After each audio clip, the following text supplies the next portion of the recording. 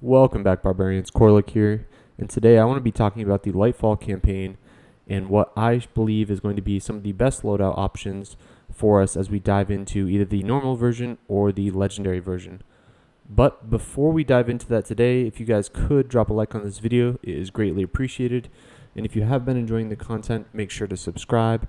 As Lightfall drops and we get more and more Destiny content, I will continue to provide the most up-to-date content I can surrounding tutorials, gameplay reviews, and quests. So this is just my initial loadout. I will go into the Lightfall campaign with this. I'll be running Striker Titan with Thunder Crash, Dodge. I'm going to actually run Thunderclap melee. And for my grenade, I am going to stick with the Storm, as it's just very strong and hasn't proven to really need... The need for me to use another grenade really isn't there. Pretty basic. This is my loadout I will be running with. The Witherhoard exotic grenade launcher. Shooting this will do damage over time to a target. Will also do some damage on the ground after the target dies. Ikelos SMG, which you can craft from Season 19. And a Adept Wendigo with field prep and explosive light. The Witherhoard is really good for dipping in and out of cover in order to kill enemies. I might switch out for... These are some of the options I might switch depending on, we have no idea what the campaign involves. I've got Riptide, Hung Jury Adept, as well as the Prolonged Engagement.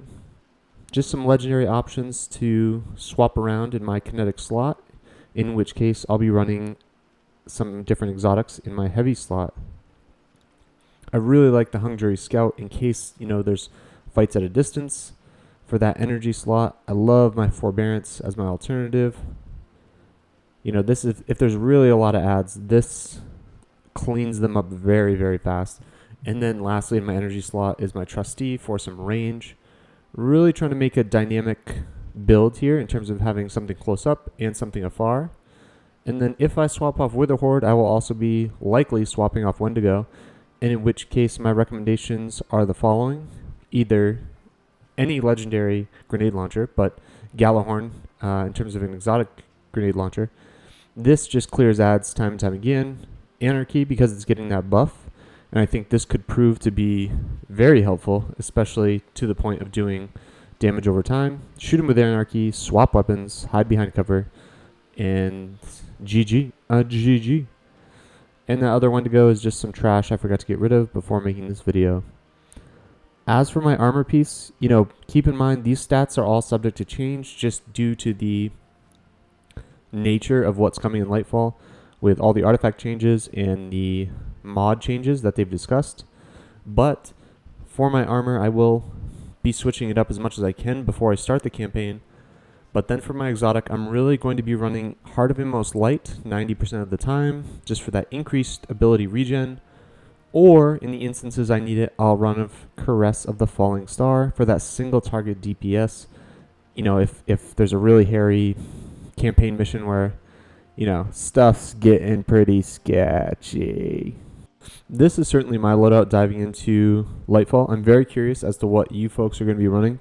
Please drop a comment down below. I want to know what subclass or what character you're going to take in. I've just been really liking the Titan, Titan mobility, the Titan movement. It's felt great in PvP and PvE, so for a little while I'll be playing Titan. I'm going to start off the legendary version of the campaign, so if I do need to swap between subclasses off Striker, I will likely go to Ward of Dawn for that bubble, that sweet, sweet protection, but we'll see there. We'll see when we get to it. Now, as far as talking about some of the weapon options I chose for making this video, things to keep in mind when you're going into PvE activities in Destiny 2 are really the holistic approach in terms of your arsenal. You want something close range, you want something long range, generally speaking, and you want something relatively high DPS. That is kind of the the trilogy, if you will, of the sweet three, the sweet, sweet three. Once you have those, most enemies or encounters in the game, it'll work for you. It'll prove to be very, very helpful. So keep that in mind. For instance, an SMG paired with a sniper, paired with a heavy grenade launcher, is going to get you very, very far. And for solo play, I'm specifically speaking of solo play of the campaign. If there are, fire teams of 2 or 3 folks going into that legendary campaign, I might still run the same loadout, but it gives me a little bit more flexibility in those instances to run some weapons that I don't really enjoy solo, for instance, bows or sniper rifles, just because you have to stay engaged too long with a single target, and depending on how hard the difficulty is, you run the risk of getting hit by ads while you're either zoomed in or taking that time to shoot with a bow, and I just don't, it doesn't fit my playstyle per se. I certainly know many people who run bows as, primaries for PvE, and even some in PvP, and they certainly love it. Just doesn't fit my particular playstyle. Less than 48 hours until we dive into Neomuna, really dive into that campaign. I'm curious what you guys think, what to expect. I know, just to reiterate, they are making the enemies a little bit more difficult. There's a certain level of challenge that we can expect with the game. So I'm excited to see what that feels like as a solo player, jumping into the campaign missions, how I interact with the environment, how the environment interacts with me, and moreover, some of the new enemy techniques. I want to see tormentors. This loadout I put here is with the caveat that as soon as I get a strand weapon, I'm going to put that on. I'm going to be testing out all the new weapons I pick up just for fun as I go through the campaign. And it might not be on the legendary version, but I certainly will be testing out all the new gear and making videos on it as well.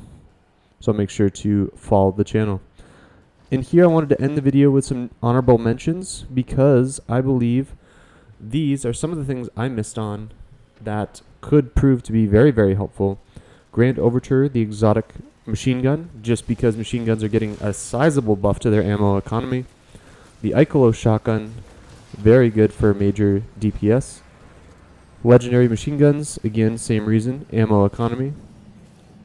The Judgment of Kalgaroth, which is the Season 19 vendor glaive. I just think glaives in general are pretty solid for single play. You do have to spec into them a little bit, but the new artifact has some mods around that. And lastly, Love and Death, legendary grenade launcher from the moon. Thank you so much for watching. I'll see you guys in the next one.